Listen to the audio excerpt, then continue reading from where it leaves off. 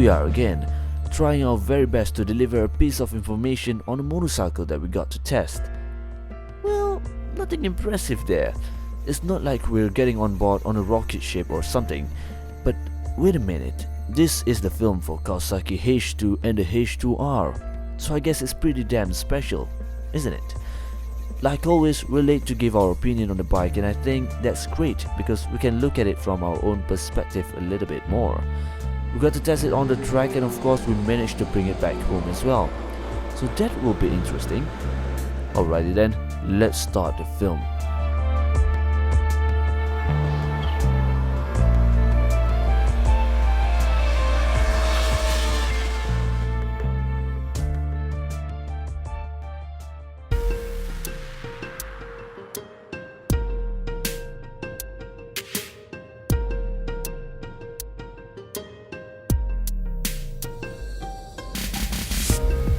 It was way back in May 2015 when we were called upon to have a go with both the Kawasaki H2 and the H2R. We were more than happy to oblige, and there we were, trying to do everything in one day, filming it and testing it. But of course, this is a special bike.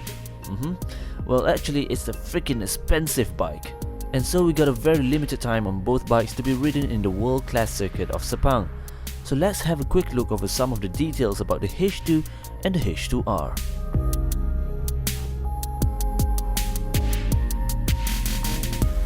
In a glance, both of the H2 and the H2R pretty much look the same, and we know the latter are built for closed course only, not for the road. So it came with the 998cc engine based on the Kawasaki World Championship winning the ZS10R, but then it's not quite the same. This one comes with a supercharger. The H2 are said to produce about 200 horsepower and the H2R with a much generous 300 horsepower.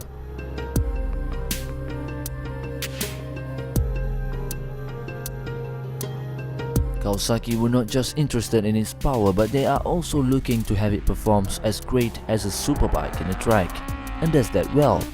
So the Kawasaki engineers did a lot of aerodynamic work and decided to shorten the wheelbase to balance the bike between high speed and great cornering ability. The H2 is a bit heavier than the H2R, and it's probably obvious that all the equipments on the H2R are all performance parts, so you can imagine the differences. I personally felt more inclined to feel how it rides rather than knowing what kind of performance parts that these bikes have on them. If you're looking for that, we're gonna have to disappoint you.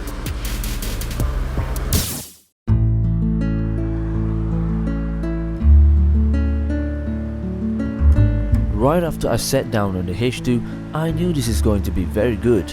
And I was right, because the bike feels in general like a sports bike should. It moves easily and the weight distribution is well balanced. Sure, the bike looks odd to some, and even till now, I can't really get used to how unique it looks. Plus there's the paint job that is really tedious to take care of. You can't simply wipe using any cloth if you don't want to scratch the chrome like painting. And that's just annoying. Once I get it to move, it felt civilized and very much tame. So I imagine this can really be used for your road riding. But then,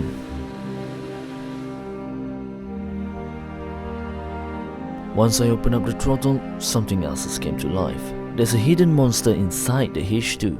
Well, not really, but this is where the supercharger comes in. And it didn't wait long to unveil itself. At around 4000 RPM, it kicks in, and you felt that surge of power that only wants to go forward.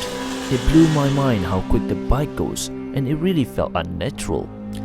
As I get to ride it more, I find it as a wonderful machine to explore, and with its extremely wide band of power, there's a feeling of limitless to what it can achieve. Now this is where the H2 truly shines. With its amazing handling ability and its humongous power, you can be sure this is where the H2 feels truly at home.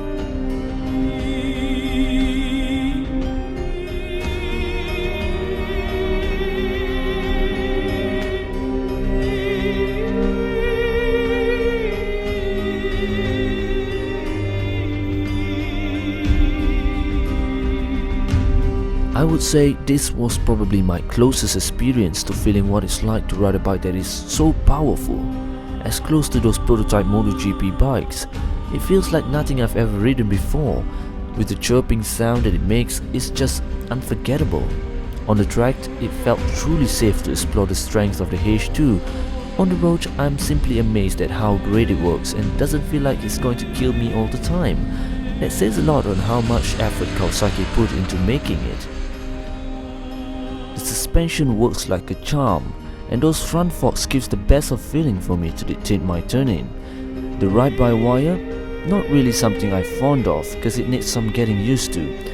Electronically, I may not be clever enough to explain everything in complete detail, but you can feel the changes it brings when you are going through each one of them. The traction control, the engine braking control and so on. This just proves that without it, a mere model like me won't be able to control and truly enjoy the H2, especially the racier sibling, the H2R.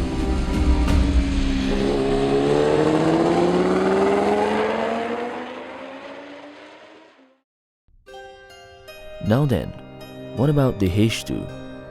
In general, it is a motorcycle, but if we look deeper, we might know that this is more than just a machine. It's basically a working vision of what Kawasaki can do. Practicality is way out of the question. It's pricey, it consumes fuel faster than a normal sports bike, it's going to be difficult to maintain, and if you are a law-abiding rider, it simply doesn't make sense to own one, if you know what I mean. Everything on the bikes are great in technicality. The brakes work superbly well. The suspension is amazing. The chassis complements is built for speed and agility.